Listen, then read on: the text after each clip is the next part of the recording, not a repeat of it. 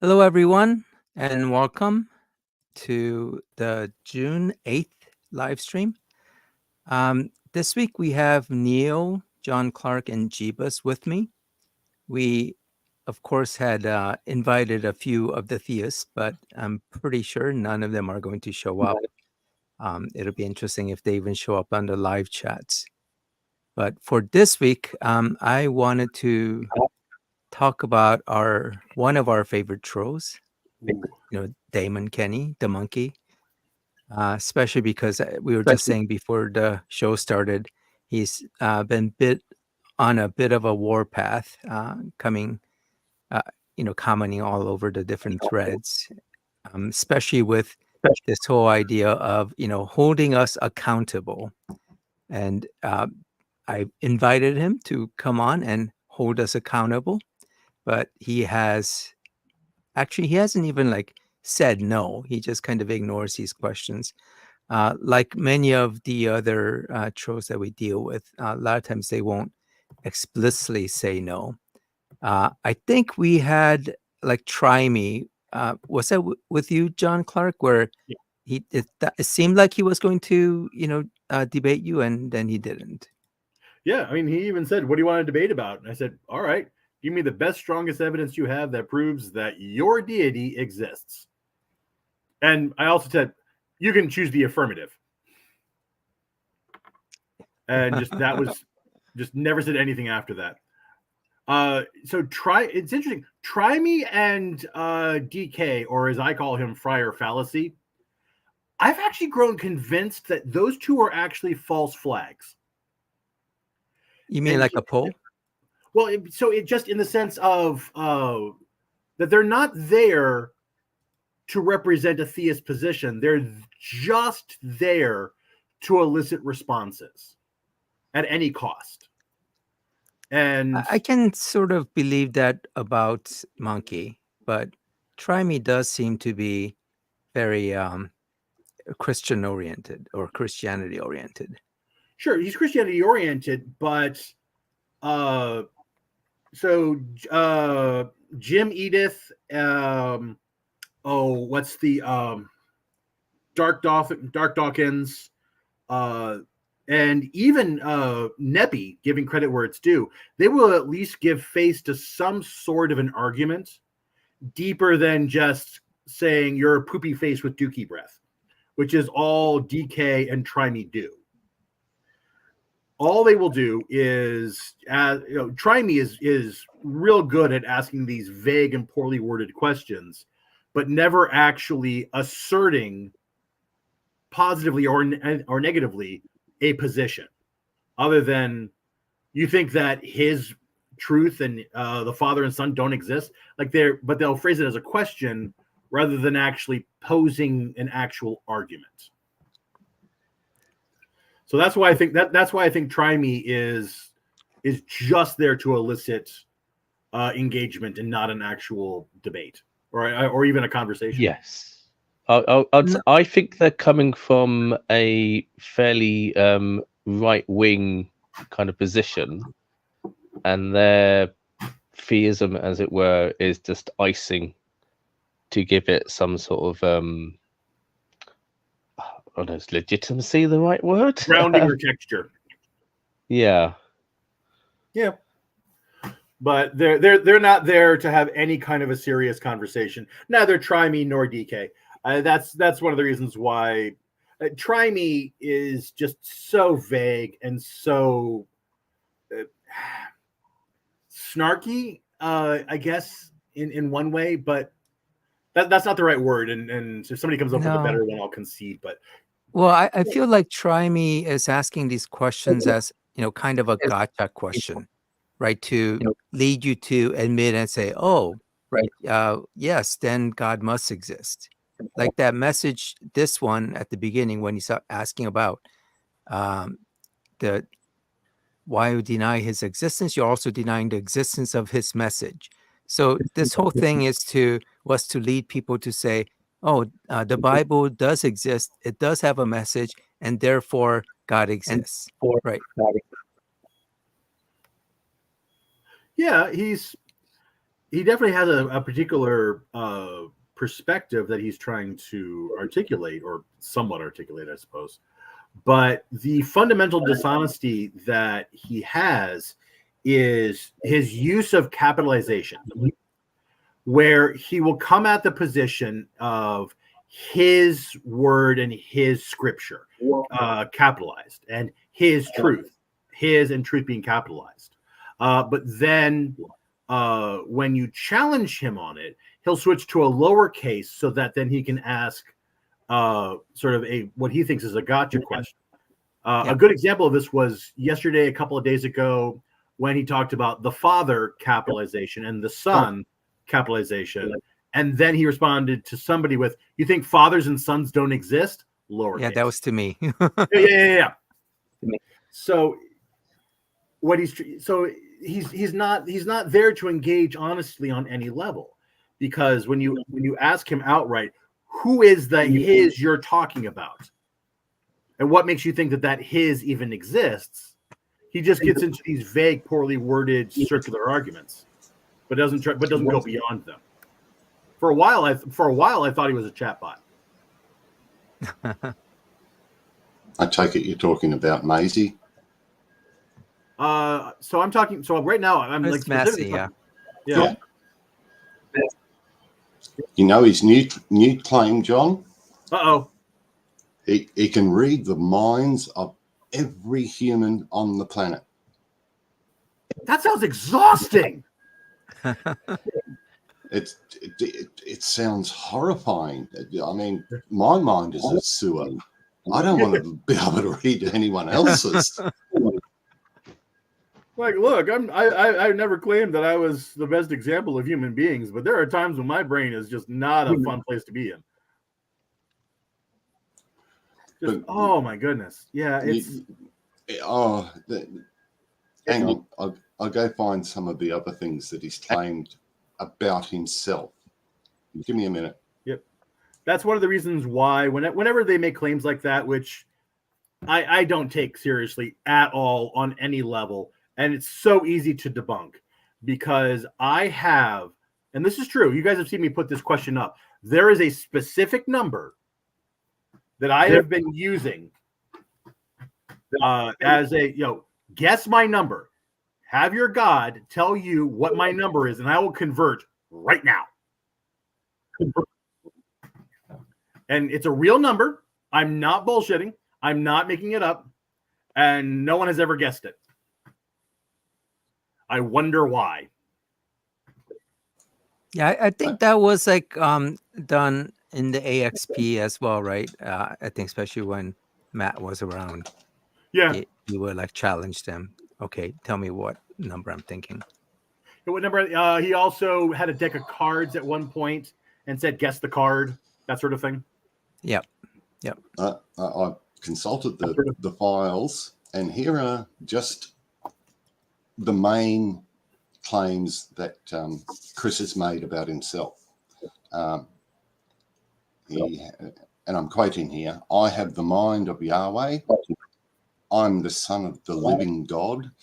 I am a king by the default of being a descendant of the Hebrew King David.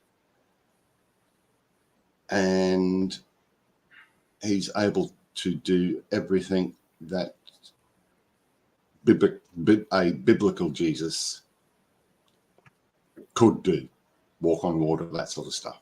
Oh, and he's defeated death. In checkers." Yeah, but yeah. We've all defeated death as of now. Yes. I just honestly, for some of these folks, if it weren't for the fact that engagement is part of how the algorithm does its magic in the background, they wouldn't be worth the time at all, because they're not serious. They don't want to be taken seriously. There's no evidence that they actually are there for any meaningful exchange. Well, I don't know how much the algorithms actually help. It's just one guy posting a bunch of spam over and over, if it's like that. Yeah, look, I mean, and I think the help of the algorithm, again, I'm not I'm not under any delusion that my putting up with try me every so often or DK is going to boost anyone's channel to the top 10 of YouTube. Right. Don't worry. By the way, I don't have that much of an inflated ego, I promise. by the way, here is what I have up there is what you had said to try me, challenging him to the debate. Yeah. And eventually, as you can see, he responded and said, okay, but what do you want me to debate you on? Yes. So that sounded like he was accepting the challenge, but yeah, I mean, that's how I interpreted that. Did That's you why I see gave him a real answer. Did my comment show up about what you could debate him on? Scroll down a bit. Oh, there it is. Oh, no. No. Okay, oh, here it is. Yeah. I didn't read this. Oh, I didn't see this. Okay. You can ask Chris to prove his claim that he is able to read the minds of other Homo sapiens. Yep. Well, he's constantly, posting these questions. He could have just come on and posted one or given us one of his questions. Yeah. But he can't play silly word games verbally. Yeah. He has to do it. Yeah. Did you see? I managed to track down Podonky. He's calling everyone pedophiles and whatever and rapists and all that sort of stuff. It all started by sometime late last year. He demanded, and again I quote, say the following: children have natural and indelible rights. Oh, I remember. Oh, And this one. That started the whole, because my answer was no human has those. The only rights humans have are the rights we grant ourselves. And he took that as pedophilia and rape and murder and all that. And because I basically stopped engaging with him, he moved on to everyone else. Well, but the kind of the ironic thing is he later says that children are essentially owned by their parents. Oh yeah, yes, that's another thing that Carl. That's another point of Carl Hobson's. I thought that was Monkey who said that. Yeah, but Carl, it's an echo chamber for him. But it's just, I just find, it's.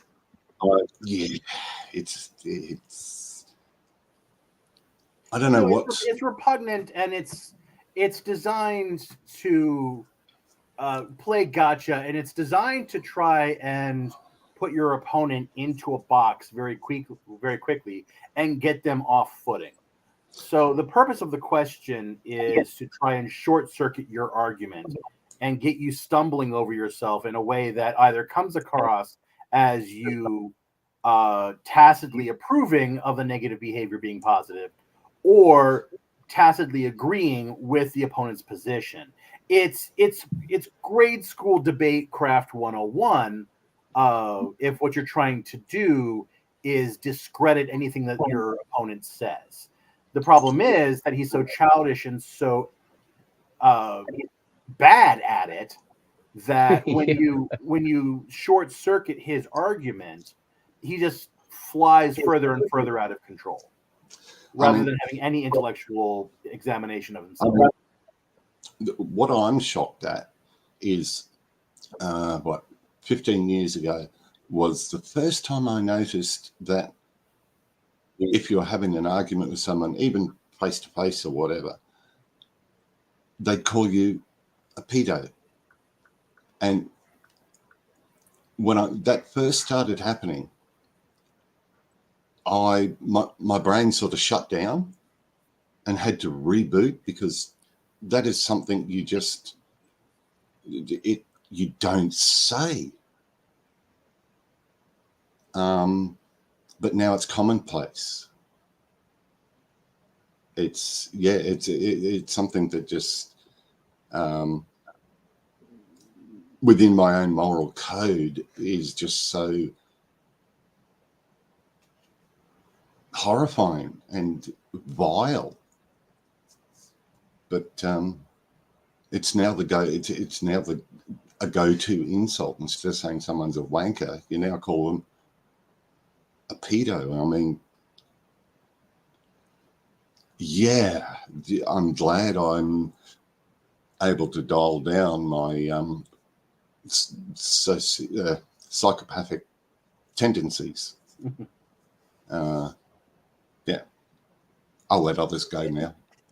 Yeah, and that's where that video I had made with Jim Castleberry, how he refused to actually engage in the discussion, where he at least he says directly that pedophilia, or he doesn't support pedophilia. And it was very bizarre to me that he wouldn't actually say that, because he was just constantly on the offensive, calling me that, but he would never like stop and say, hey, pedophilia is bad. And that looked really strange to me. I'm not sure what you guys thought. So for Castleberry, he does show a pathology of somebody who has been indoctrinated rather deeply. He does show argumentation of somebody who is in a cult,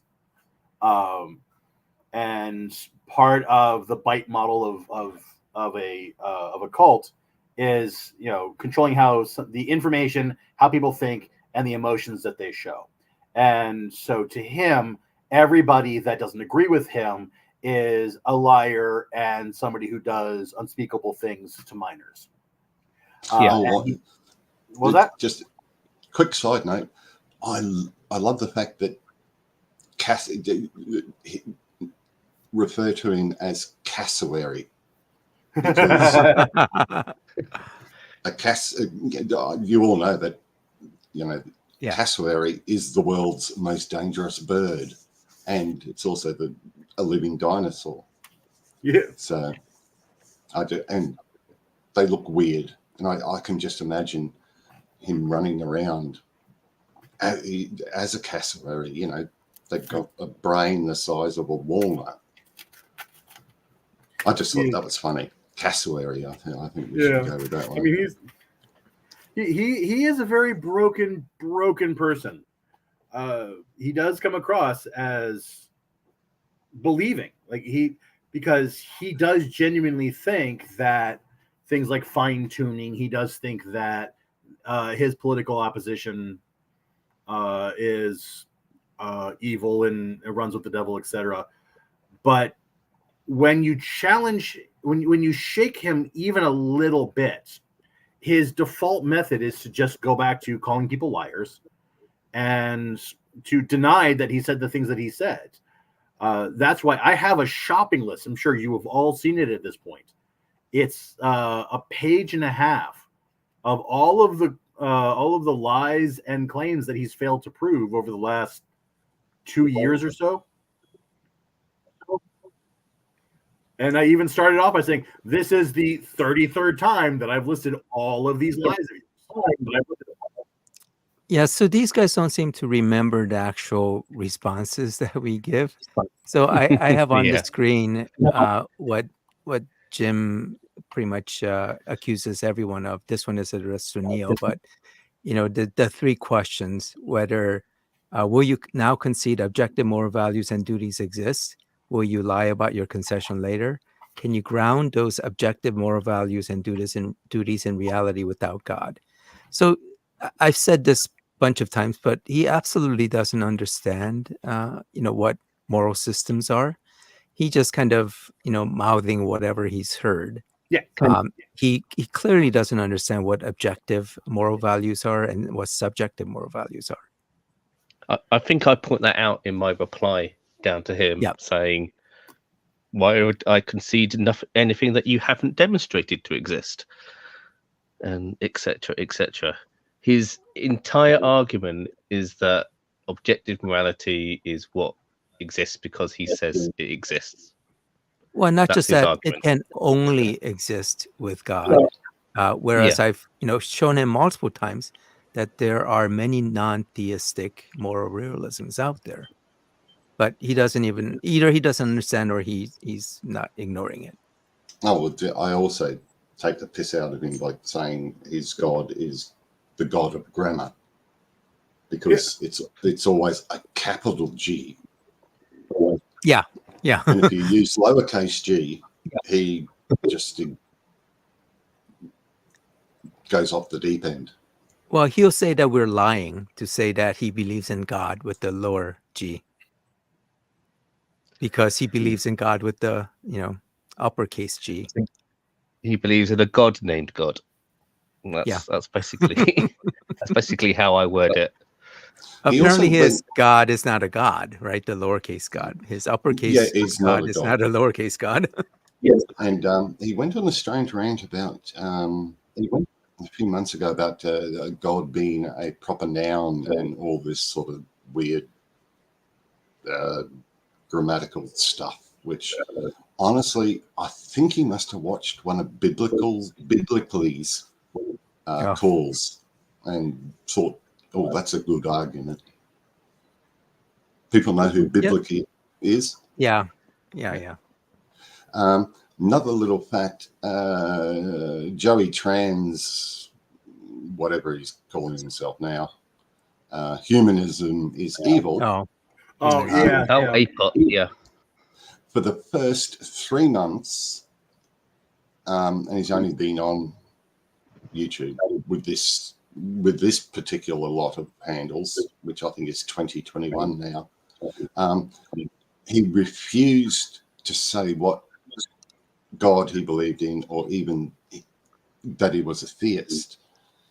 He's now admitted he's a Christian, but only once. So bear that in mind if you want to have a play with him. Basically, well, I just reported him as hate speech now.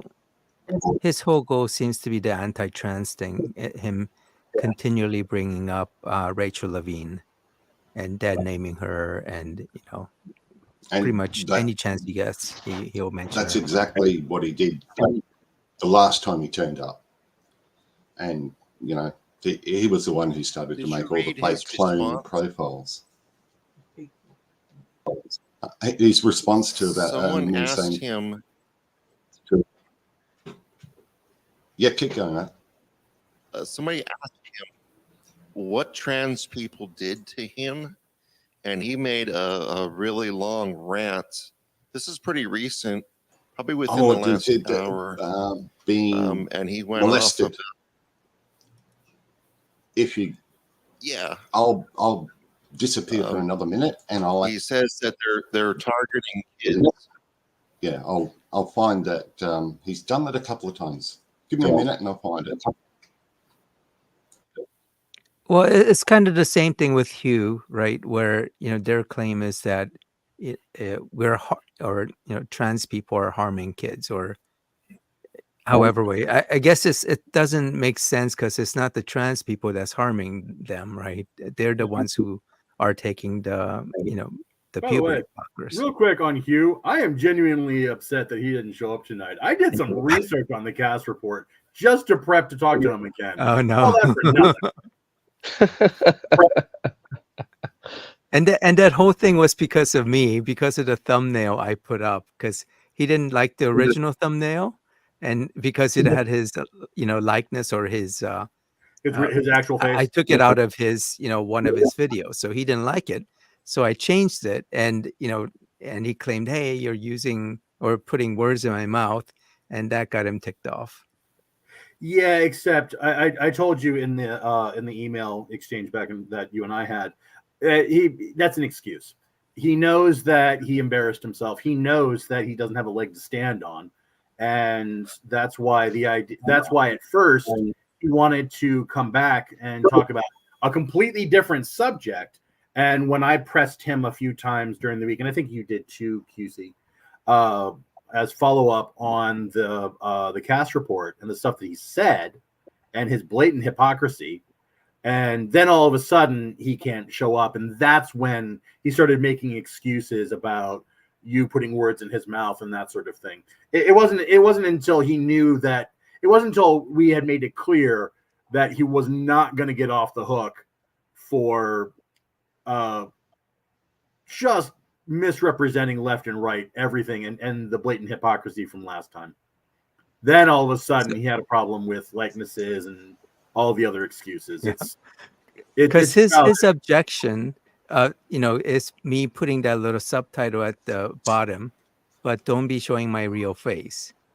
right. And that was to kind of say that, I had to change my thumbnail because, he didn't want his likeness being used. And so this is what, quote unquote, got him upset, and it makes it seem like, it's not like, that's supposed to be a quote, right? It's supposed to be kind of a joke thing. Yeah.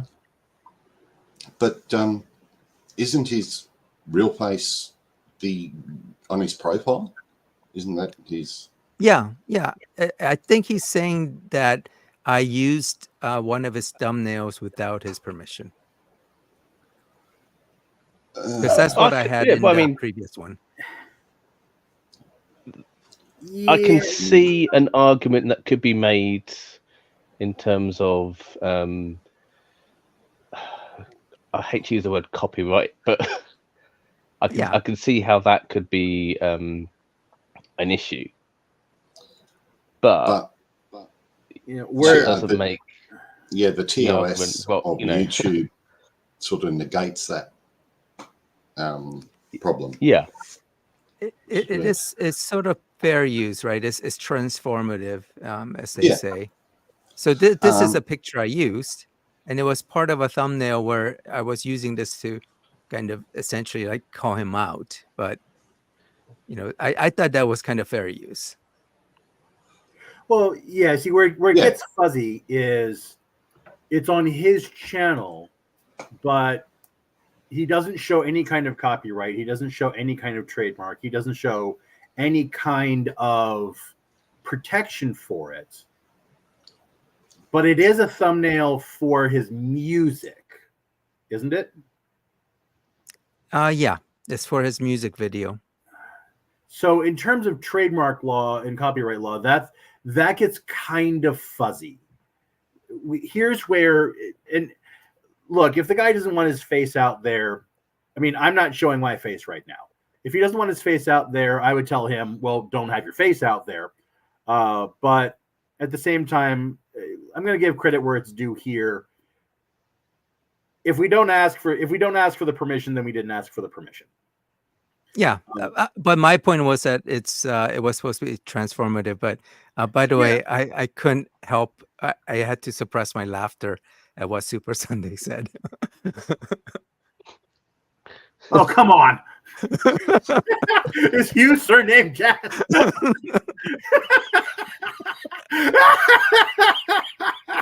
Come on now.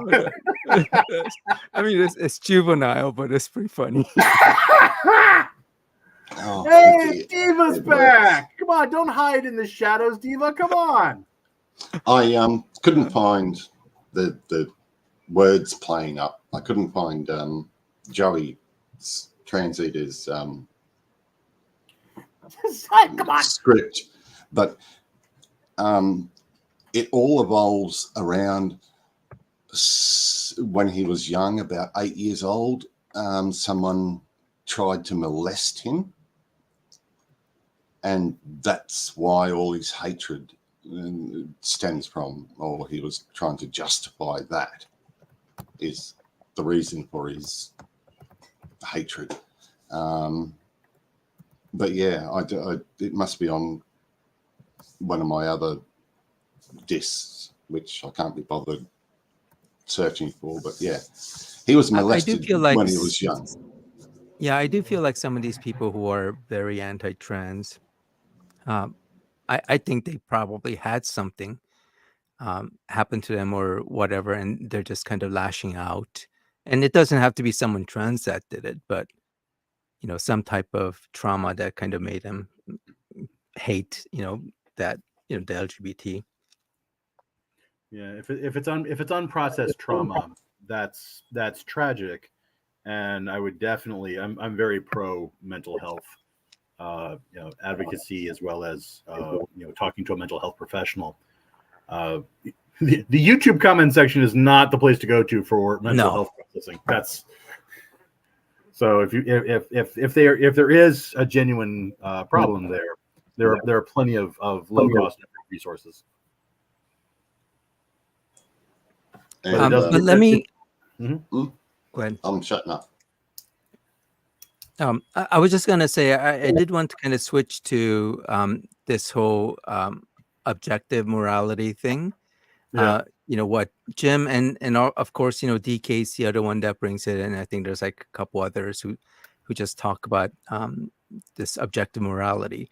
So when I push them right to say that if your God would command you to do these things, like to Jim, I said, if your God commanded you to molest kids, would you do it? And I think I've asked I can't remember who the other one that I asked was. But what they do is they fall back to, well, God wouldn't ask those things because God is moral. And of course, within the Bible, there's nothing specific about, pedophilia, but there are many cases where God is commanding hurting, little babies, dashing their heads, and also, when he sends the plague out, the firstborn, there could be a lot of firstborns that were just, little babies. So it's not that God wouldn't ever command you to, hurt babies, right? Hurt children. So what would you do? And, they kind of fall into, I bring this up in some of the comments, but the horns of Euthyphro, basically is everything that God everything that God does, is it all moral because it's God, or does God do it only because it's moral? And they fall on the second part of that, where they say that God can only do moral things, in which case there is some standard of morality that's outside of God. And why do you need God at that point for your quote unquote objective morality? Yeah, the problem with that argument is that, first of all, that means that their deity operates on a might makes right framework. On top of that, for the former part of the horn, right? The first horn. Yeah, and the other problem is that, especially from the Christian perspective, you've got a deity that had no problems slaughtering children, infants, babies, fetuses, drowning them all in the Great Flood, slaughtering the firstborn of Egypt. And if you go forward into, well, that was the Old Testament and God was made new through the New Testament. All right, cool. So then you're okay with a God that knocked up a 12 to 14-year-old without their consent? And that literally, that I've yet to meet a Christian that doesn't have them get sent into a tailspin on that.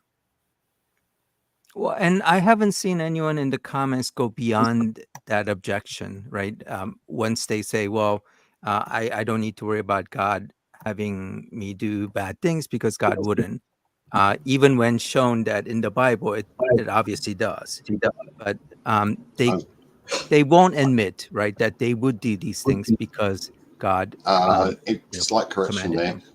I've got a list of about 30 godlings that have said if God commanded them to kill whatever, they would. But they also kind of hedge that, right, by saying that God wouldn't command them to do bad things, right, or immoral No, things. my list of people who say, if God ordered me to kill whatever, I would in a heartbeat.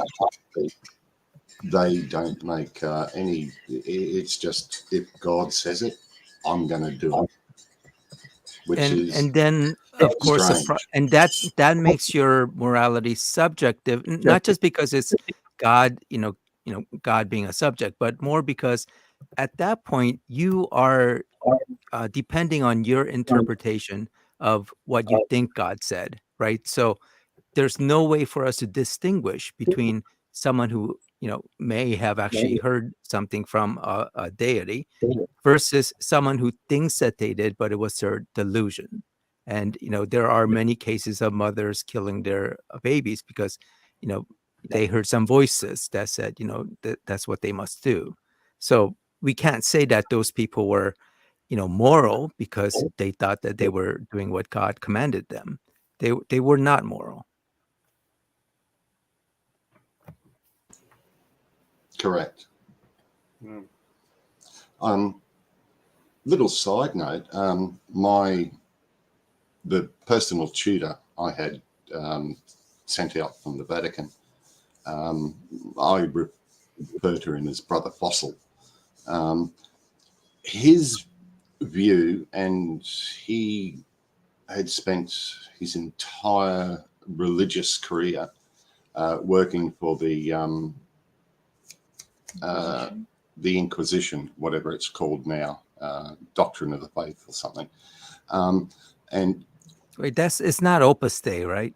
No. Okay. It's the Inquisition is still around. It's just called a different name now, and I can't remember it. It's the Spanish Inquisition, right? Because no one expects No. The Roman Catholic.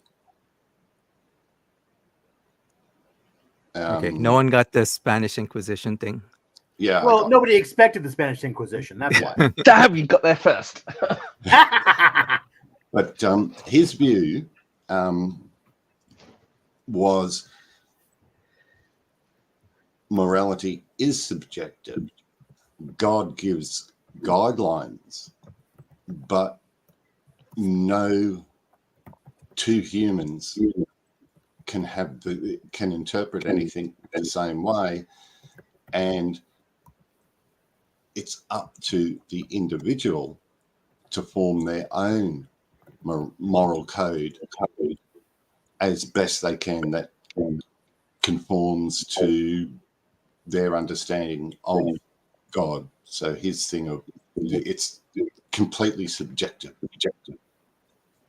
Well, Jim Castleberry did kind of fall into that type of argument where he said, well, God, gives him the moral sensibility. And, he, as long as he follows that moral sensibility, he's doing what is moral. And so when I asked him, well, what if you make the wrong choice because of your understanding of the moral sensibility? And his response was that it doesn't matter because he tried to do the right thing. And so even if he did the wrong thing, his God would forgive him. Now, that sounds horrible, but it's actually not a bad answer because it kind of goes into sort of what, Kant's idea of morality, which is that, everything hinges on your motivation, what motivated you to make that decision. So he's saying, as long as Jim is saying, as long as, I did what I think God wants, then it's moral. Now, of course, the consequences are horrible, right? When you have that understanding. I just found out what the Inquisition, it's called the Roman and Universal Inquisition. That's what the Spanish Inquisition was part of. Mm-hmm. And that office is now called the Congregation for the Doctrine of the Faith. And it's run from the Vatican. They're the guys who investigate heresy. It got changed 2 years ago again. Oh, did it? Yeah, it's now the Dicastery for the Doctrine of the Faith. But yeah, they're the guys who investigate miracles, demon possession, heresy, all that sort of stuff. So, hey, quick question, guys. Sorry, this is ignorant of me, but dicastery? A sort of double chancellery. 2 offices, is that right, Ook? Yes, it's my Latin is very rusty, and I'm pretty sure it is 2 sort of things. It means I'd have to go and look it up. Okay, I was just curious. I have no idea what die is usually a prefix meaning two. Yes, normally. Okay. So yeah, I was just So it's two of something. Yeah. All right. It's 2 dice. So Diva is in the comment section, kind of one part saying that there is nothing for him to say. He would just be listening. And he's also trying to say that he would come on if Side Boob and Super Sunday would go on with him. Why? I mean, I don't know. Yeah. I asked him the only question that I have for him, and so far he hasn't gotten any kind of response to my one question. So, I'd love to hear what he has to say.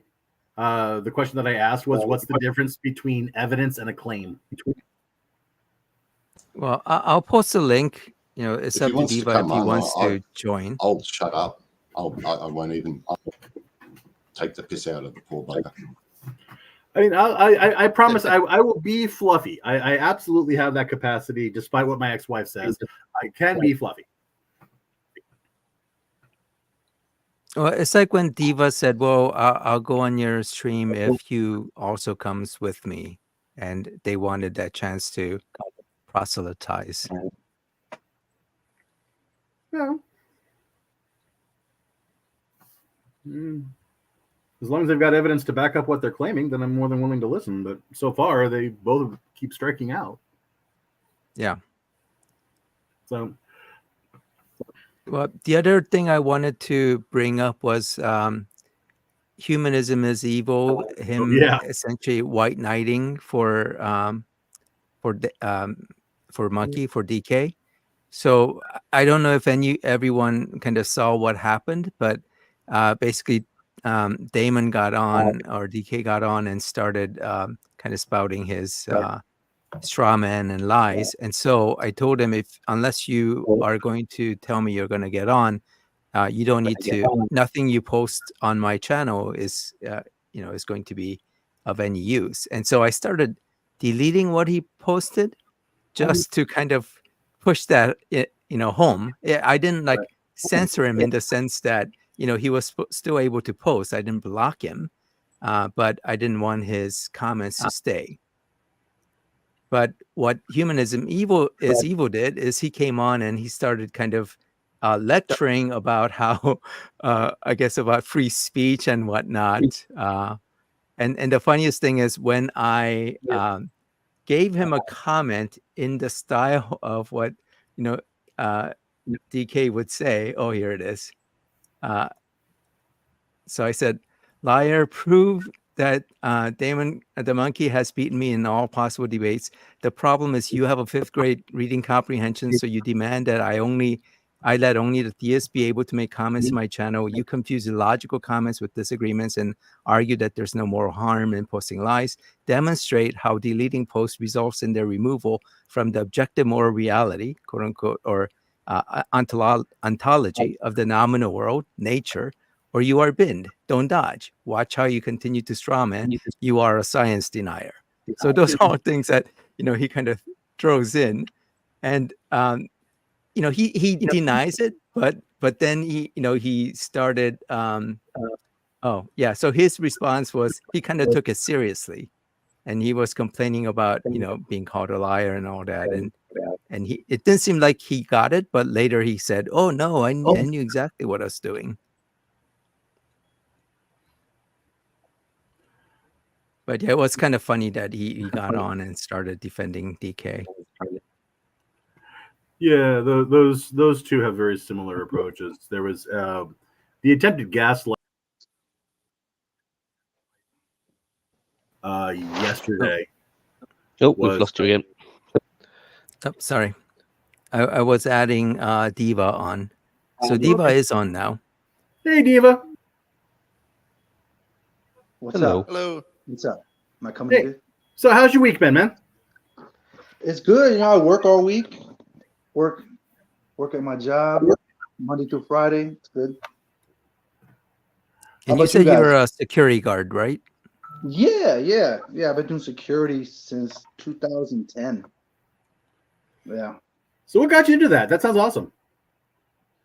I used to work at this back in my early 20s. I used to work at like this food distributor, and I hurt my back just because it was a lot of heavy lifting. I was there 7 years, and then I ended up getting laid off. I collected.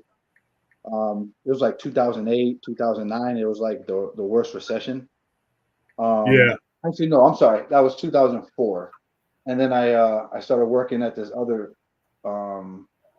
nighttime medical delivery job, which I kind of loved. It was pretty cool. I used to like go in at night, do the codes, drop off stuff. And then that place kind of shrunk or whatever. They downsized, and so that was like 2007, and I was unemployed for like 2000. Basically, it's the end of 2007. It's like 2008 to like 2010. I was collecting like unemployment for like 2 years. It was crazy. It was like they had the That was the Great Recession. extensions.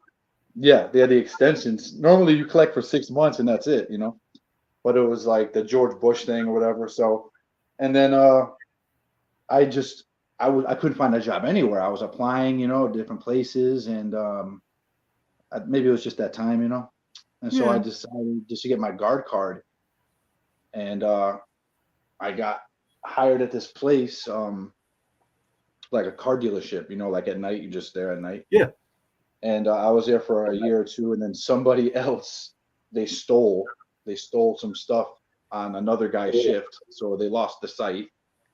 Had nothing to do with me. And then I was able to get another job, and I was working with basically two companies, one for like 9 years, and then the site I was at got bought over by another company, so I just went with them. And now I've been with this company since like 2017, 18. So yeah, it's been steady work since 2010. So Well, I thought it was kind of interesting that Florida is also a security guard or type of security guard. So it was kind of weird I didn't know that. the two Hey, of you. Diva, Yeah. since you're a security guard, does that mean that you're secure in your employment? Uh-huh.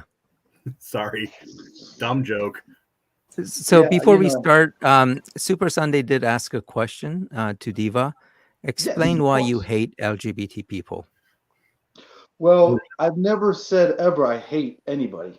I've never said I hate LGBT. I never say I hate atheists. I never say I hate anybody. I don't hate anybody. What I say is I speak the truth about certain situations, and I always say that I think one of maybe Hampton Doubleday or whatever, he likes to say I'm Pac-Man, and he puts some other text that Pac-Man says, which is not me.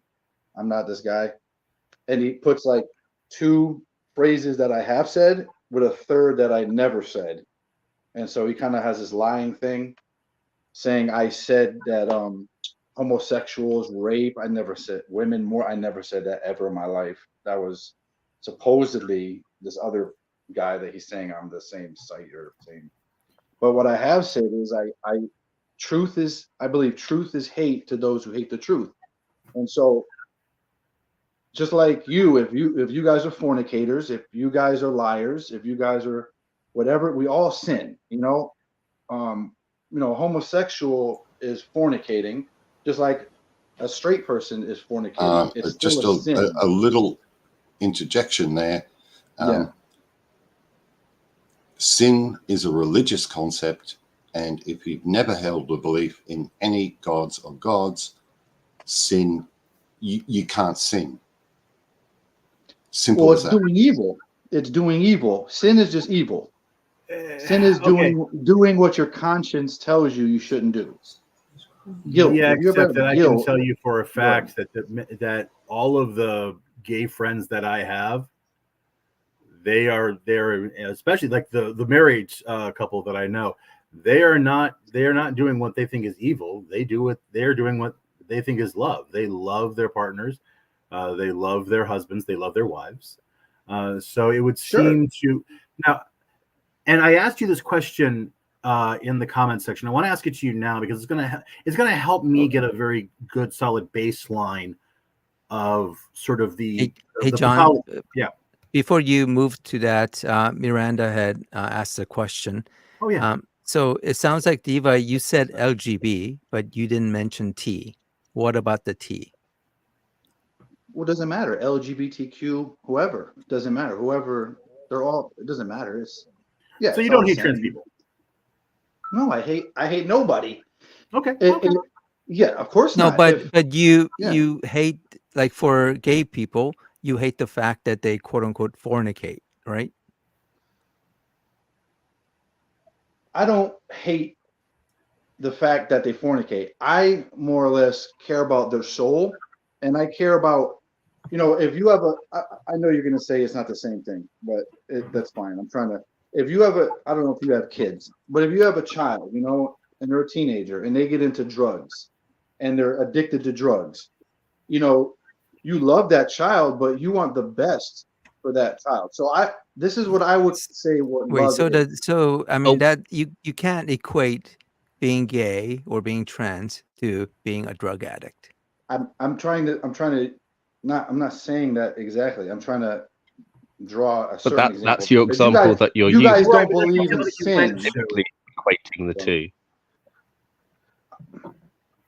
Well, let me say this. This is all right. Let me ask you, what is your who has a definition of what love is? What is love?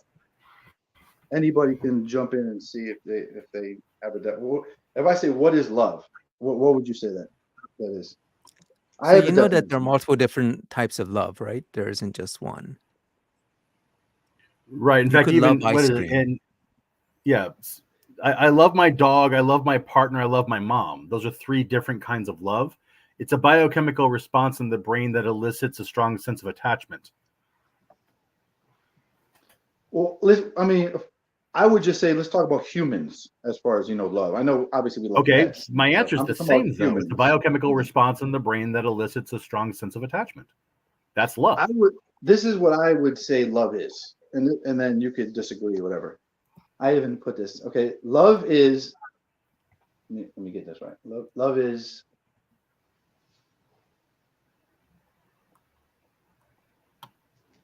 A choice of the free will to actively work for and wish the best for someone else. To me, that is what love is. Okay. To actively make a choice. How is you don't being have gay, to love somebody, trans, etc., not doing any of that? No, I'm talking about me for love for a trans person. I'm not talking about them. You're talking about I don't hate. I love them, and so Okay, if I want the best. Hey, Diva, can you repeat the definition that you just gave? I want to make sure I write it down. Yeah, sure. Sure. Because there are a lot of moving parts there. So would you mind repeating that, please? Okay, this is what I believe love is, and you could disagree. Is how do I begin this? I'm trying to remember how. It's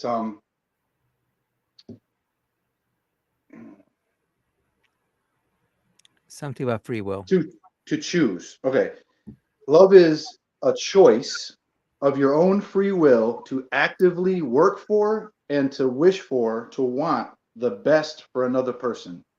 The best for another person to choose. So you can have a dad, he can be a deadbeat dad or he could be a loving dad. He doesn't have to be both either. He can do neither. So, when you go out with someone, that person, if I was to tell you, if you was to date a girl, okay, you was to date a woman for like 2 months, right? And she's told you she loves you, okay, and you kind of have the feeling you love her, but after 2 months, you talk to your father, and your father tells you, son, I've been paying her $1,000 a week to love you. Would you be disappointed, or would that bother you, or what? Because love is a choice. You feel love, you like love because that person doesn't have to love you. They're choosing of their own free will to love you. And that's what makes love real. You can't push a button on someone's neck and force them to love you. That's not real love, So when a mother loves her baby that she delivered, that's a choice that she consciously made. That's what you're saying. Well, obviously, I think mothers and sons, but yeah, there's mothers that murder their sons. There's mothers that murder their children. Right, so, of course. Yeah, but of course. But when a mother bonds with her baby, her infant, you think that's a choice that the mother made? Well, I think the choice is easier if that's your baby, but I'm talking about me and you, me and a stranger, me and someone else. You know, What I'm I'm talking about getting at like, is, you don't think that there's kind of a physical aspect of that bonding that occurs? Especially after a mother has delivered her baby, she's in this state where, she's essentially kind of tuned to bond with that baby. of You don't think course, of that you don't course. think that's there? That physical part is there? Of course. I'm not saying that humans don't have highly chemical reactions. I'm not saying that. We have very highly chemical reactions, but there's more to the story. There's a free will. We're not just highly complicated chemical reactions and that's it. If I fall down the stairs, I don't say, "Oof, I'm glad that's over with." Oh man. I say, "No, I'm a stupid idiot. Why'd I fall down?" I Uh, reflect, you know? you were asking for definitions of love. Yes. I've got one. It's pretty simple. Sure. All emotions the emotion that humans call love is just like all other emotions we have. They come from arousal of the nervous system. It all happens in the brain. There is no way to link that chemical reaction in the brain to anything supernatural, and that would include any and all gods.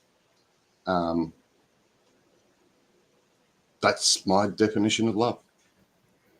And Well, but let's go I back to just, the LGBTQ thing. So, yeah, Diva, with I your definition, it Yeah. doesn't apply to a gay person.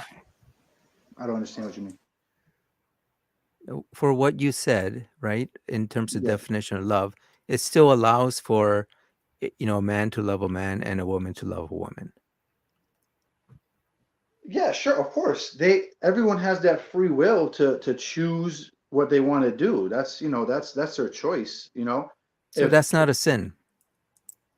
well, a sin or whatever is according to God's standard, God's law. That's what sin is. It's going against God's law that he's made, that he's made, obviously.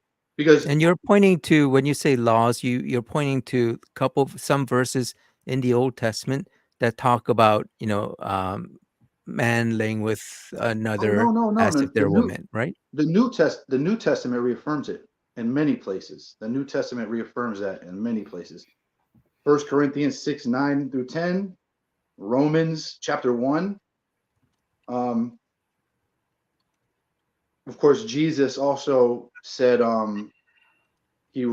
asked him about divorce, and he referenced that, God in the beginning made them male and female, and he will leave his parents and be united with his wife, and the two shall become But one. that So doesn't say that homosexuality is wrong.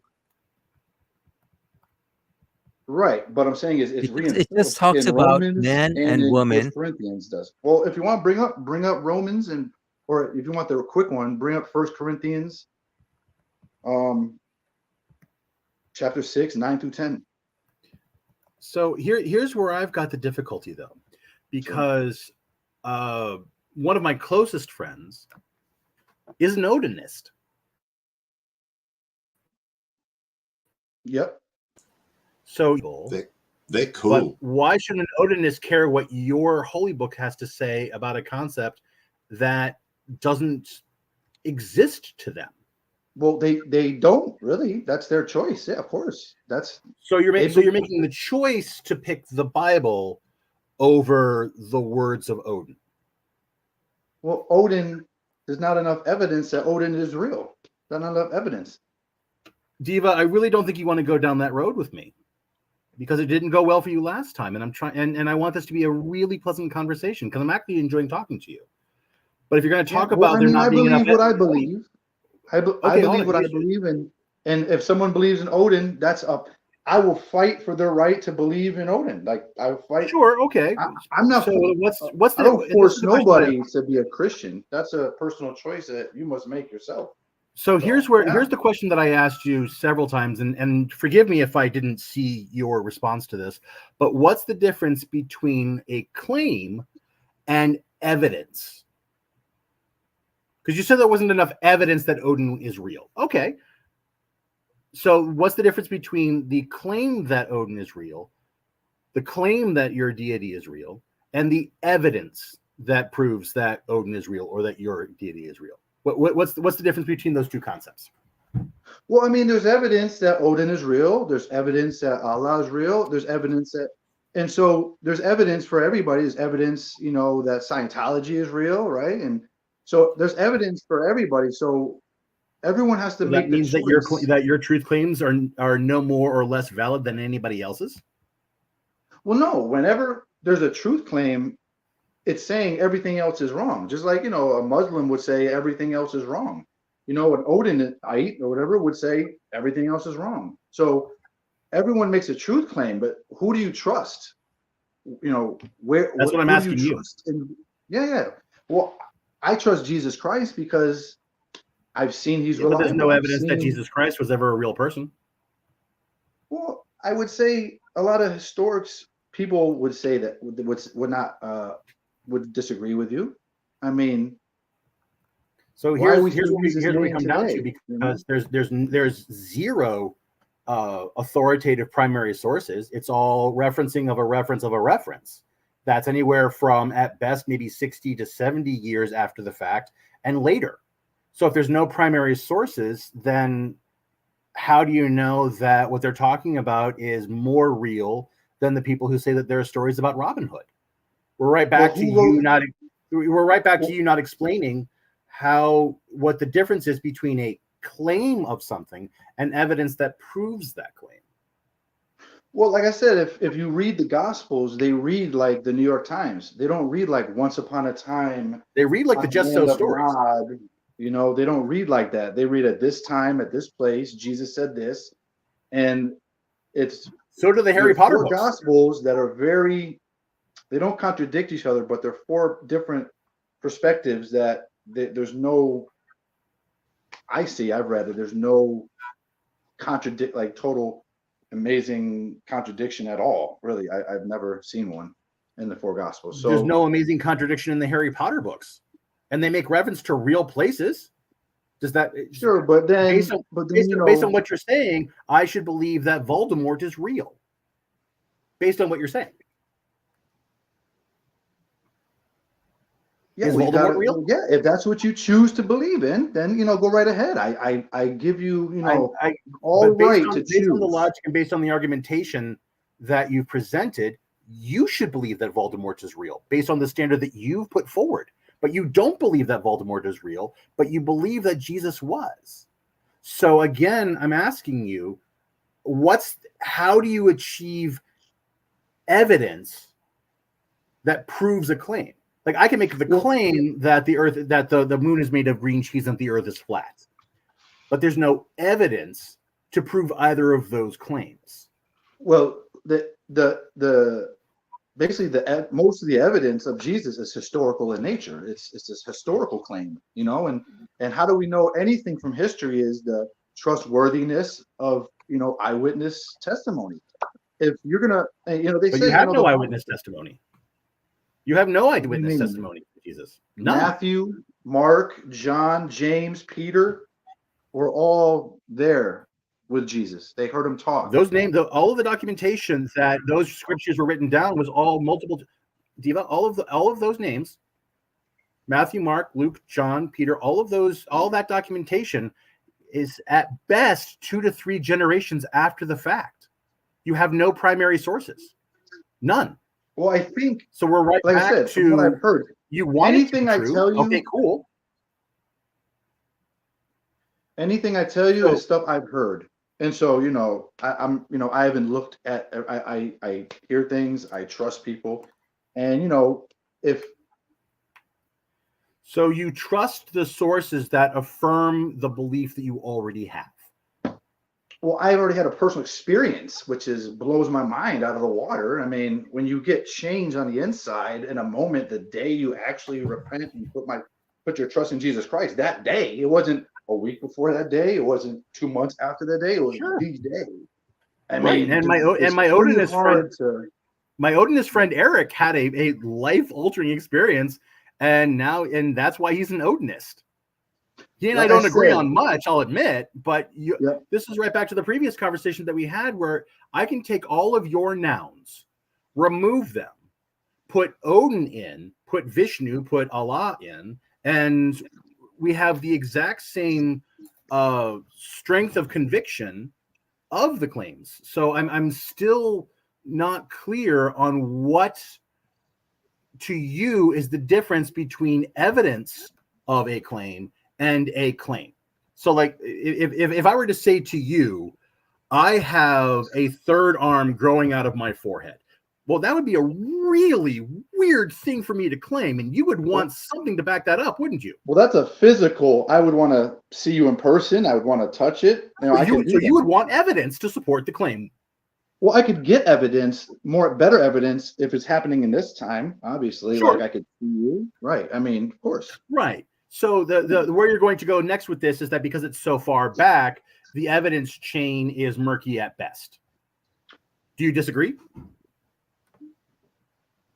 I mean, you could say anything in history never happened, I guess. Well, right? no, I mean, no, that's not true. no. Well, I mean, yes, you could make the claim, but then you would also be able to find evidence that supports or refute the claim. So if I said that there was a Roger from Mud Fossil University, he makes a lot of claims about the nature of the world millions of years ago. And because it's so far in the past, his argument is that mainstream archaeology is suppressing this knowledge. So Roger at Mud Fossil University says that there was once a 1,000-mile-long dragon. Now, do you believe that claim? Well, like I said, you're just telling me words. I would have to, check you can look them up. Yeah. But you're just using words. You're telling me that there's this Jesus person that existed a couple thousand years ago, and so far all I've heard is words. I haven't gotten any evidence for it. Now, do I? Well, I think Jesus is the most written about person ever in that time, right? Even other people that wrote about him that wasn't the Bible. And this is all what I've heard. Like I said, I'm not a Bible historian.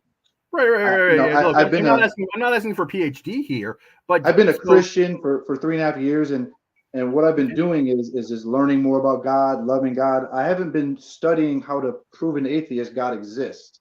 That's so not it feels like I've what been you're doing. saying is that because it feels like what you're saying is that because Jesus is popular, therefore Jesus must be real. No, of course not.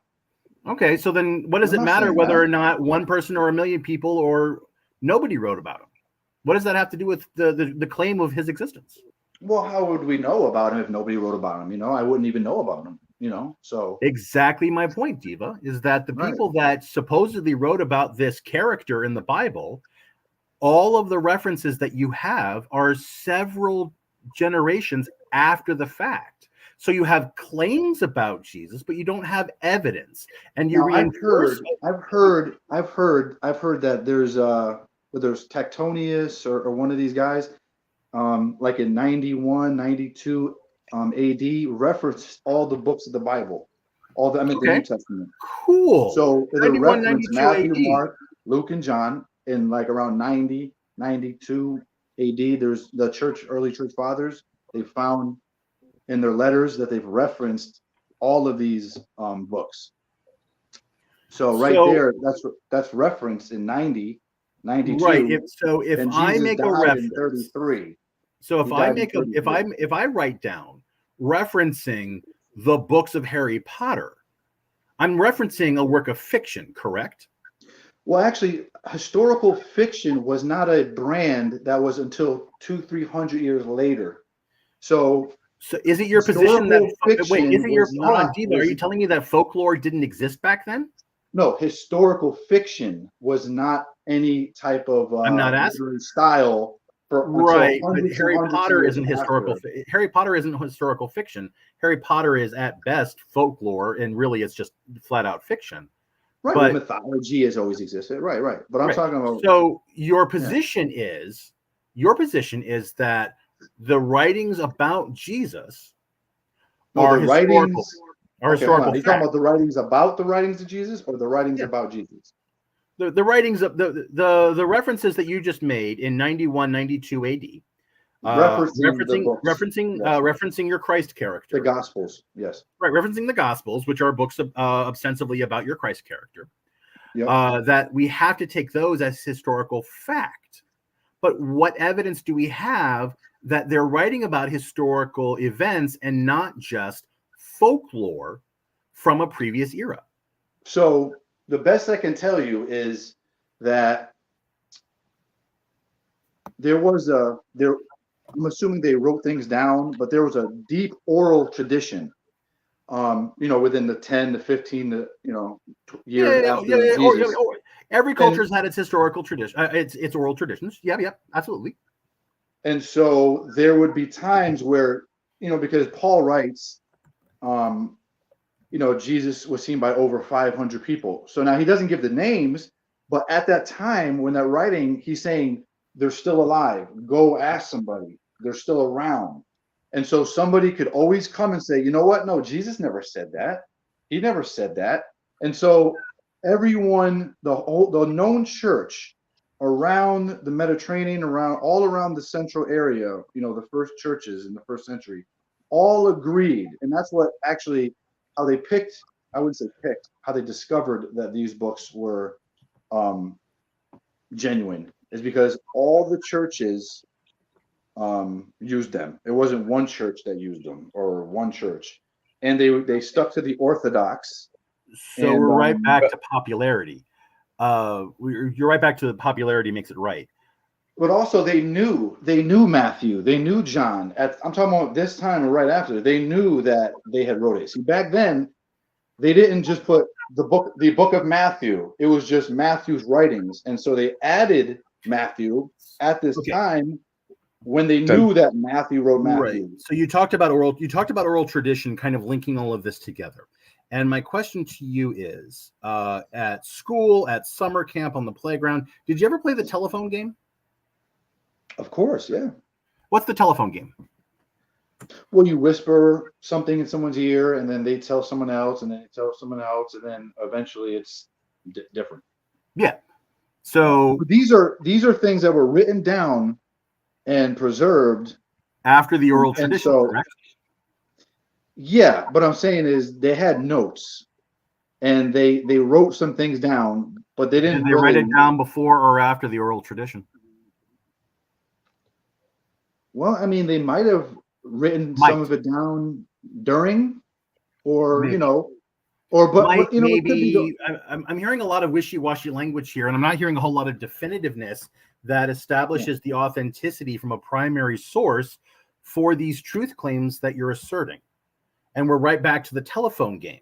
Well, and right back to it must be true because a whole bunch of people said it was true.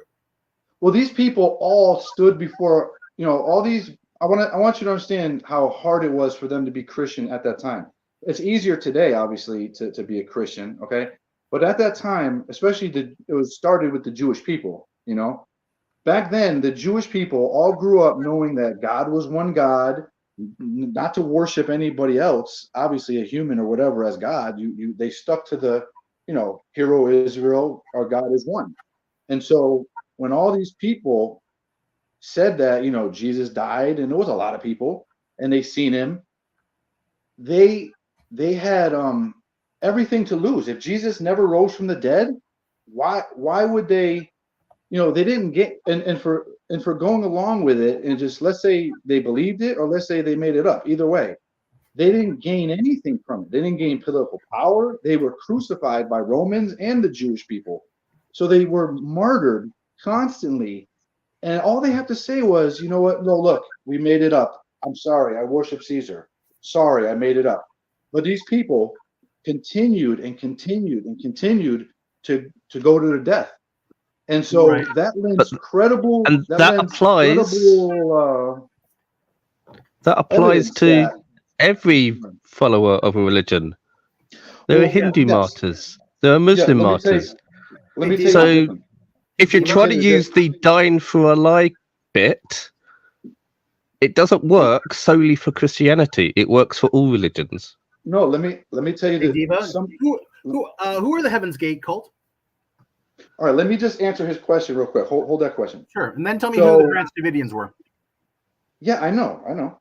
So anybody will die for a lie if they believe it's the truth. I'm not saying that. What I'm saying is that they died for what they claimed to have seen, not a belief, not a creed, not what someone told them. They died for what they claimed to have seen, the dead Christ risen. They died then for their died for a personal belief. experience. They died for what they claimed to have seen. Now, terrorists Exactly will the die same because as they the Hindus believe. who died for Vishnu. What's that? I said exactly the same as Hindus who die for Vishnu. They're Yeah, dying but for their from claim. what I've heard, the Hindus, they're not real space-time people, right? They never existed, right? They weren't What? There's like several billion. Muhammad was a space-time person. Jesus Christ, it claims, was a space-time person, but the Hindu gods, that's written as mythology. Now you can tell truth through mythology, but there's no bodily Okay, space-time person that so Diva, exists. do you realize you just undercut your own argument there, because we're right back to the noun switching problem that's inherent in your argument. You just said Muslims, with all the fervor in their heart, believe that Muhammad was the one true prophet of Allah, and that Jesus was, a messenger of God, but not the Son of God. So we're right back to another group making the exact, by your own words, by your own standard, their claim about Allah and Muhammad is just as true and valid as any claim you're going to make about your Christ character. Well, yeah, what I'm saying is Muhammad is definitely, from evidence, is a space-time person, is a real person. Gandhi, Buddha, but the Hindu gods, they're not space-time. That's like Zeus and Apollo. There's right. None of that's really relevant like to the point that I mythology. just made. Well, I just want to get that point, because you were saying that they would die for something that's not from somebody that's a space-time person. Well, let's apply. That's So what I'm saying. let's compare apples to apples. Yeah. Fine. You don't like the examples of Hindus. Fine, great, whatever. We're not going to talk about that. No. We're gonna talk about your own example. Listen. If somebody wants to believe in Hindu, go at it. That's your choice. I respect everybody's choice to believe what they want to believe. I'm not gonna. That's it. I don't have anything against anybody for sure. But that's all. So. Right, but I don't think that you have anything for or against folks that disagree with you per se. That's not the point of my questioning here. The point that I'm bringing up is, by your own standard and by your own criteria for determining a truth claim, a Muslim who chooses to die for his faith means that his truth claim is no less valid than your claim about Jesus. The difference is you're alive and they're dead. Okay, but they're not saying we saw Allah and we've seen him physically and they died for it. They're dying for a belief. They're dying for what they believe. Wait, hold on. So I've let this go on a bit. So Diva, there are plenty of people who have said, not just in Islam, but also in Hindu, where they say that they've seen their gods. There are plenty of people who claim I had a divine vision. Both on multiple different religions. So they all say that they've seen their gods. Yeah. I've never seen God. So their religion is more real because they've actually said evil, that they've seen God. The Bible says, that there's they're evil spirits. And so that's what I believe. Paul himself, Paul said that he saw Jesus. Yes. What's his name? John Smith said he saw Jesus and God. Are you a Mormon? Right, but Paul's writings don't go against the gospel, and he was living in the first century with the actual apostles who talked with him, who dealt with him. And so Joseph Smith If he contradicts the Bible, if Muhammad contradicts the Bible, then I would say, you know, they're not from God. And that's maybe the what they Bible's do. wrong and they're right. Well, then everyone has a choice to believe that. That's the whole. Okay. Hey, Diva. Listen to this. This is what I like to say. You guys go to the casino at all? You guys, you know, bet on roulette or anything? You guys go to the casino? I'm putting all my chips. Well, you know I play poker. I'm putting all of my chips on Jesus Christ. And everyone can put all their chips on whoever they choose. And there's a lot of options out there. Who are you going to trust to tell you the truth about God? And so you got to look at their lifestyle, their teachings, how they died, and if they rose from the dead or not, to see it. Are they being honest? Are they being, because when someone's revealing God, that's a big claim. That's a big claim. That's serious. You know, it's not like, oh, you know, I'm saying this or that. And so there's a lot of You've Jim just given Jones a good and David argument not Koresh. to Yeah. Christianity. Yeah. Was that? Who do you trust to tell you the truth about God? That's pretty much what each individual has to determine. And like you guys, you don't believe in God at all, which is just, you know, so you're not even there yet. But that's a So choice, is it reasonable Mhm. to believe in Vishnu if there's no evidence of Vishnu's existence? I would say if there's something that is more trustworthy, if there's something that has more evidence. Diva, I asked you a straightforward even question, me, my dude. if somebody would show me more evidence, I have to be open enough to be able to change my view if there is more evidence, if there is more. So did you understand the question? So John, can you try asking again? Yeah. Okay. Is it reasonable to believe that Vishnu exists if there's no evidence to prove that Vishnu exists?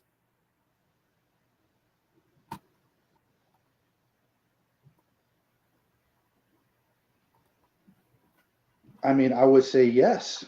Obviously, I would say yes. Yes, it's reasonable to believe in Vishnu without evidence to support the To claim. not believe. I would be Okay, reasonable okay, to all right, not believe. okay. So we need evidence to believe something to be true. When I was eyewitness testimony as close as possible to the event. Yeah. Yep. Okay, so you have zero eyewitness testimony. You have zero documentation. Matthew, Mark, John, Peter. Claims of eyewitness testimony are not eyewitness testimony. Well, I believe they're credible. Right. I've read them. Right. I've read them. I believe they're credible. Diva, so Diva, it's my choice. If I claim that I saw a purple space penguin driving home from work today, will you take me at face value? Yes or no? You had 500 people that also saw it, and you were threatened to die.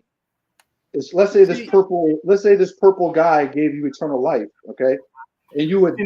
No. Now you're trying to change the question, Diva. Well, I'm saying these people died for what they saw. Diva, there you go. Yeah, Diva, people die for what they claim they've seen all the time. People go to death row because of what people claim they've seen. So now we're back to the truth claim and whether or not there is evidence to support that claim. And you have zero firsthand primary sources that were there at the event. There are claims about it, but just like my claiming that I saw a purple space penguin and these people claiming that they saw a resurrection. Well, John, also, didn't you also claim that there were 500 people who witnessed it with you? Oh yeah. No, in fact, there was 5,000. Well, I'm not claiming that there were 5 million people that saw the purple space penguin. Well, I would want to talk to them. I would want to talk to them. And so that's why Paul wrote. He says, don't take it from me. There's 500 people that saw him. Talk to the witnesses. You can also talk to the 5 million people who witnessed it. Yeah. You're welcome to. Yeah, but we're not going to give you any names. We don't have any names. We don't have any sourcing. We don't have any actual documentation to back up these claims. Well, so now we're relying on oral tradition, which is what you said you were using. but that oral Well, in the tradition beginning. has not been established to be any more or less credible than the outcome of the telephone game. Well, when you read the Gospels, it's very historical narrative. It's not very vague. It's not like, oh, this happened. It's very cut and dry. Yeah, Harry Potter is very vivid. The Lord of the Rings is very vivid. Anything that Stephen King writes is really vivid. Have you read The Stand? It is an incredibly vivid book. Should I believe that Randall? Let's just kind of wrap it up. So I think, John, the point you're trying to drive at is in terms of what we consider evidence. Good enough. There's no evidence. No. What is considered evidence and what is considered, let's say, hearsay or fiction or unbelievable things. So John, I think that's the point you were trying to make. Yeah. Right? So if one person claims it, Diva, then it's just somebody saying words. But at 500, then it must be true. Is that what you're saying? If they died for what they claim to have saw, none of the 500 people died for what they claimed that they saw. How do you know? How do you know that they did? Well, for 300 years, they were killing Christians like it was hotcakes. But those 500 were special. They were protected, so they didn't get killed for it. Maybe some hid out, and maybe some said, "Oh, Yeah, so these are all just speculations. So when you say that they died or whatever, the apostles died for what they saw. Those are stories. Man. You're moving the goalposts. A second ago, these 500 people died. Now you're saying, well, maybe some of them hid out. Well, sure. So if 499 died and one hid out, does that mean that it's less true? Of course not. Okay, if 2 people hid out and 498 died, see, does that it's all about reasonable plausibility. Yeah, what does the evidence prove? What does the evidence show? What is it most plausible? It shows nothing. It shows nothing about the 500 evidence. People. If I show you 1,000, like I said, I have all the evidence I have is all I have, and so there's really no other evidence I can add. What I'm saying is that you're making, and I think that's the whole point. Yeah, the whole point is you have to take God requires a faith. You have to have faith to trust in Him. There's no relationship where you're like, oh, I need to see this. You have to have faith to trust in Vishnu. You have to have faith to trust in Odin. You have to have faith to trust in. So make sure you choose the one who's most trustworthy, the one that has the most evidence. Sure. So you want to be a pantheist then? We've got the most evidence. So you believe nature created itself before it existed? How does that even make sense? No, that's not pantheism. I thought pantheism is everything is the nature is God. I thought that's what pantheism is. No, well, it's one version of pantheism. I have to admit that, but pantheism itself is the idea that gods will arise out of nature. Does that make sense? If that's what you want to put your chips on, go for it. I mean, that's it. And there's more evidence for that than there is for any anthropomorphic god out there. So you said to me, place my chips where it's most likely. That's right. Then on Pascal's roulette wheel, that's where we're placing them. Right. That's it. You got one life to live and choose the best, Maybe there is no God and we're all fertilizer, which means it doesn't even matter anyway. We're not going to know anything, right? So does this mean that tomorrow you're not going to spam the threads? What's that? Does this mean you're not going to spam Bible spam? I didn't put any Bible verses. That's other people put the Bible verses up. I share the evidence for God, take it or leave it. I share. But you're not sharing evidence. I explain the gospel as far as, if you want to read that up, but basically God is holy. We've all done evil. We deserve God is good, so He'll punish all evil like a good judge should. If someone hurts your family, a good judge would put that person and deal with them. He wouldn't just say, "Oh, your family member is nothing. I'll just go free." Because God loves, He is just. He will judge. But Hence the global floods, the Midianites, all the things that he commanded to be done in his name that were evil and immoral. Hey, Diva. God real has quick the question. right to judge at any time. He has Hey, the Diva. right to judge a people group or a person at any time. Hey, Diva. Yeah. Hey, Diva. Quick question. Yes. What kind of love was your God showing when he impregnated a 12 to 14-year-old girl without her consent? Did it say in the Bible she was 12 to 14? Does it So say you like that? to talk about historical records. Well, it doesn't say she was 12 to 14. At does it? what age? Okay, Diva, at what age is it okay to impregnate a person without their consent? Well, an angel came to Mary and said At what these things, age? and she No, could have Diva, said, Diva, if I have the right to send you to hell because you disobey me, can you ever give consent with that kind of with that imbalance of power? And again, at what age is it okay to impregnate somebody without their consent? she accepted it. It says in the Bible, she accepted it. She was happy to accept it. They didn't ask, do you want this to happen? They said this was going to happen. So again, I'm back to the question that you're dodging. Please answer the question. At what age is it okay to impregnate a person without their consent? Well, I would say she did not give consent. She did not say she did not consent. She did not say she didn't consent. So you reject the claim that she was 12 to 14 years old because it never said that in the Bible.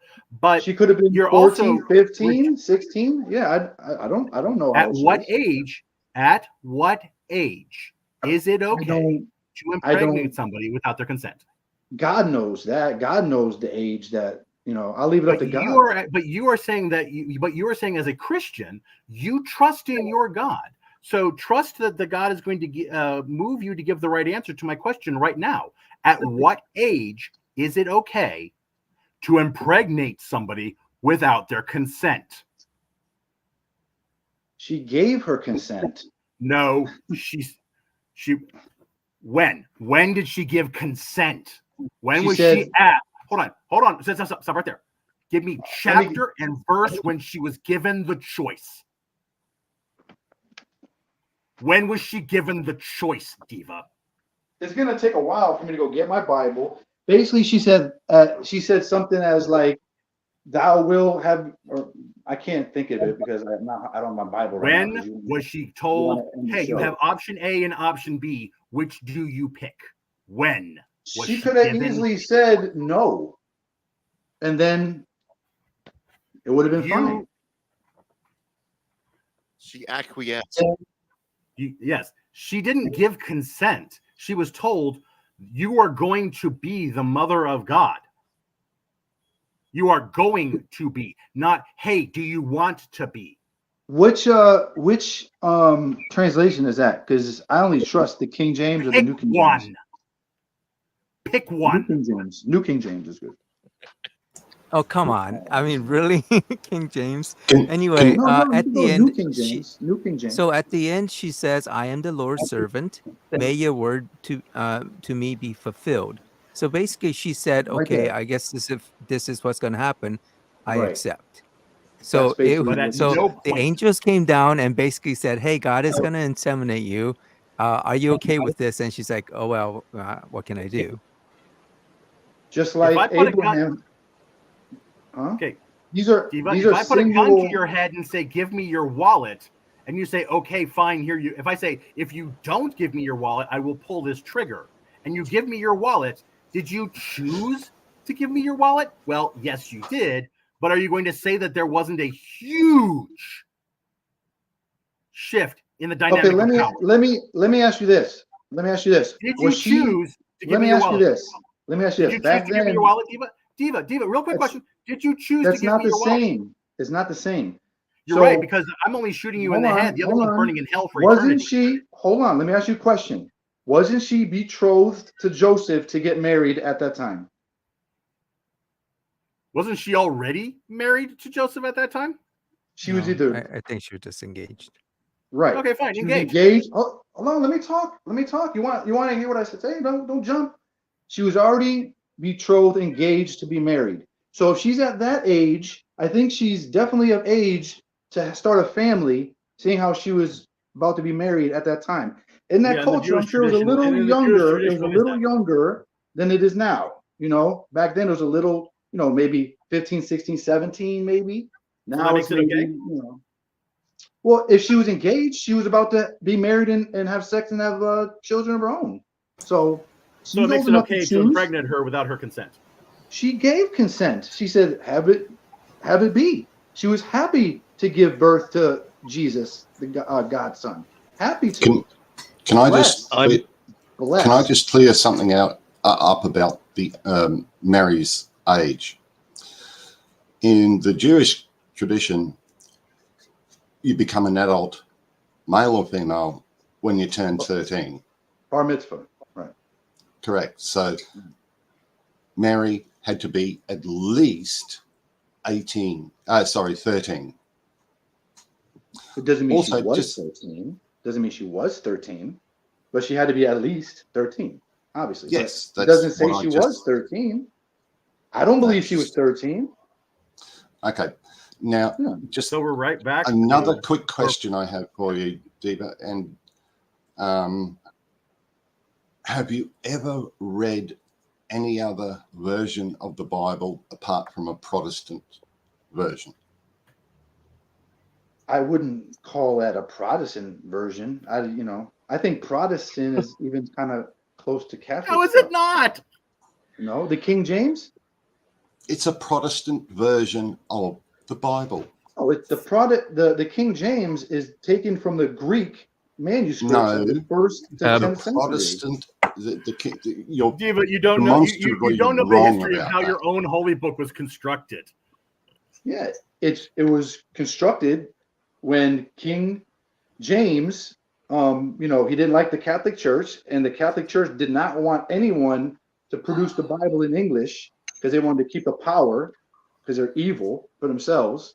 Okay, and so King James And King was James the one was that just doing this out of allowed the it goodness of his to heart. allowed it to be printed in English.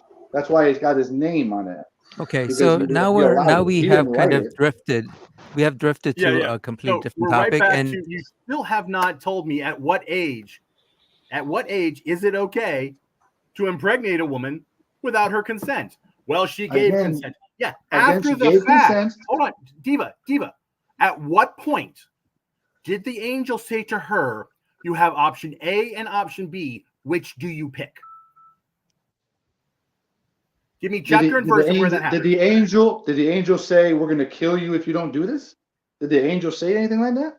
Did the angel say you'll burn in hell if you don't do this? Diva, you're dodging my question. Well, You're I'm dodging saying, my question. My question She to you was, she could have refused. She could have obviously refused. She chose here's the thing. to You do don't it. She accept, you don't chose to accept the do it. claim that she was 12 to 14 years old because it wasn't in the Bible. All I know But is she was now you're engaged to be saying that married. even though it's not She in the was Bible, engaged to she be- could hold have on. said no. Of course, she has free will. So once Anyway, again, she was engaged to be okay. married. Let's just Hold on, okay. hold So on. we're I want kind of John, we're at I want time. John to say she was engaged to be married. Right there, you're an adult. If you're engaged to be married, you're old enough to have kids. a So, 13-year-old we're is not old talking enough about to a make those kinds of 10-year-old. choices. We're not talking about Hold a on. 6-year-old. Come on. So a 13-year-old has enough mind to be able to make those kinds of decisions. Where does it say she was 13? Do you discount the possibility that she was 13? That's impossible. It doesn't say. It doesn't Hold say. on. It's a no. You're dodging the question. Yes or no? Is a 13-year-old in Jewish tradition considered an adult? Yes or no? I mean, yeah, they are Okay. considered Can a adult at that point. in your opinion, can a 13-year-old make a decision on whether or not to get pregnant? Well, you think they Yes can or no? make decisions on taking chemicals to castrate themselves. So, Oh, I mean, come I on. think that's a Okay. little All right. worse. Hold I on. know what you guys Okay. believe. So I think we've gone off the deep end now. So and we're past the hour and a half mark. So But I would love to continue this with Diva further, and I would love. I should come back. I should come No. back next week. I should come back Yep. next week. So that's fine. I'd I love mean, to the have you back. initial the initial topic was about what we consider evidence, what we don't consider evidence, and I think we completed that. So this is, we can kind of resume this next week if all the parties are interested. But at least for this week, I'm going to have to end it here. So thank you, everyone, for joining, and hopefully everyone enjoyed the discussion. And Diva, I hope you know that I was genuinely looking forward to talking to you again. I love talking about this stuff too. I do. But I can only have whatever evidence I have. I can't, get more evidence than I have. At some point, faith and the decision has to be okay, made on the so evidence. we will resume Thank you. next week. Thank you, everyone, for joining, and we will see you in the comments.